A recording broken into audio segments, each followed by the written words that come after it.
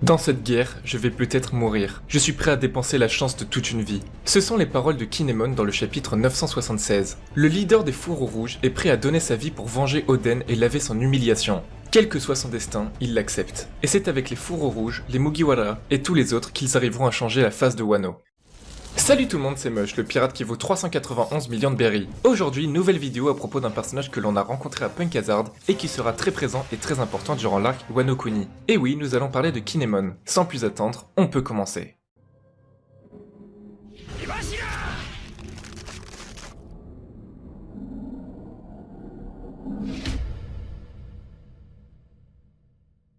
Depuis sa première apparition au chapitre 656, Kinemon était comme un narrateur qui nous faisait l'introduction de l'arc Wano Kuni.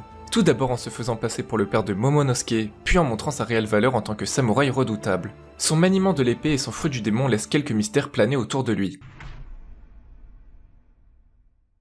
Kinemon semble ne pas connaître les fruits du démon. Il qualifie les pouvoirs de Robin comme étant de la sorcellerie. Cependant, il a lui-même mangé un fruit du démon, le Fuku Fuku no Mi. C'est un fruit du démon de type Paramecia qui lui permet de créer des vêtements pour n'importe qui. Mais je pense que son fruit du démon ne s'arrête pas là. En effet, il ne connaît sans doute pas toute l'étendue de ses pouvoirs, sachant qu'il ne connaît même pas l'existence des fruits du démon. Il est bien possible que son fruit du démon soit directement lié à son épithète, Kitsunebi, ou le renard de feu. Son pouvoir permettrait en fait plus particulièrement de créer des déguisements. C'est ce qu'on a vu lorsqu'il a essayé de duper Gladius en se déguisant en Doflamingo. Le déguisement était différent du vrai Doflamingo et totalement reconnaissable, et pourtant Gladius, qui est un de ses subordonnés depuis des années, a été totalement indifférent et ne s'est pas rendu compte de la supercherie. Nous avons également vu cela lorsque Hawkins n'a pas reconnu Zoro à côté de Luffy. Pourtant, il est bien censé le reconnaître, sachant qu'ils faisaient tous les trois partie des Supernovas lorsqu'ils étaient sur l'archipel Sabaody. Et ainsi, ça pourrait être grâce au fruit du démon de Kinemon. Comme je vous l'ai dit, ça pourrait être en lien direct avec son épithète. Dans le folklore japonais, le Kitsune est connu pour sa manière à mener en bateau les autres grâce à des déguisements. Et tout comme Kanjuro qui s'est en fait très bien dessiné, Kinemon pourrait nous faire découvrir la réelle étendue de son pouvoir tout en la découvrant lui-même. Maintenant, nous allons nous intéresser à la suite de son épithète, le renard de feu. Le feu fait sans doute allusion à sa manière de brûler ses adversaires grâce à son style de combat, le Kitsunebi Ryo. Il explique qu'il peut brûler tout ce que sa lame touche, y compris le feu lui-même. Il nous le démontre lorsqu'il découpe Smiley et qu'il explose. Nami, Zoro, Sanji, Brook et Kinemon lui-même n'ont pas été pris dans l'explosion. Kinemon a d'ailleurs été surpris que cela se produise. Mais comment est-il possible qu'il puisse couper et projeter des flammes? Il est possible que ce soit grâce aux Dials qui ont été introduits à Skypiea. En effet, Wano est le pays d'origine des poneglyphes. Et nous pouvons voir au chapitre 472 sur une des mini-aventures d'Ener à la conquête de l'espace qu'il y a des symboles qui ressemblent aux poneglyphes. Et par conséquent, on pourrait trouver un lien indirect entre Skypiea, Wano Kuni et l'espace, et c'est de cette manière que Kinemon aurait un flamme dial directement sur ses lames, ce qui lui permettrait de stocker des flammes et de les libérer quand il le souhaite.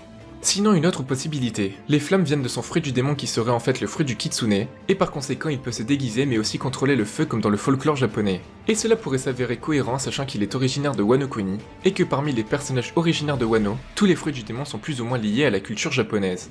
C'est durant la Grande Guerre que nous découvrirons toute l'étendue de sa puissance, et que nous le verrons au sommet de l'héroïsme en tant que leader des Fourreaux Rouges.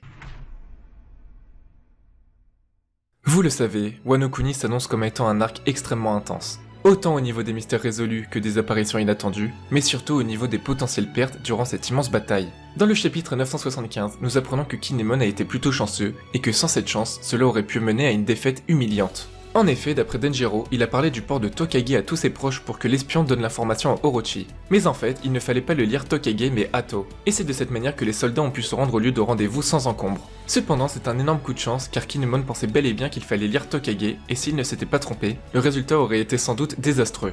C'est à ce moment que Kinemon dit qu'il est prêt à tout pour laver l'humiliation faite à Oden et qu'il dépensera toute sa chance pour y arriver. Par contre, en se trompant, il a également dépensé la chance des autres Fourreaux Rouges et cela aurait pu causer leur perte, bien qu'ils disent que s'ils devaient mourir, ils mourront tous ensemble. Mais je pense bien qu'ils ne mourront pas tous et que s'il devait y en avoir qu'un, il s'agit de Kinemon. En effet, en tant que leader, il fera tout son possible pour venger Oden tout en protégeant les autres Fourreaux Rouges, mais aussi Momonosuke qui a été capturé par Kanjuro. Momonosuke est essentiel afin de continuer à faire vivre la lignée des Kozuki, et bien qu'il ait agi comme un homme dans le chapitre 976, il n'est pas du tout assez fort pour s'en sortir seul. Et qui de mieux que Kinemon pour vaincre Kanjuro qu'il considérait autrefois comme un allié de confiance.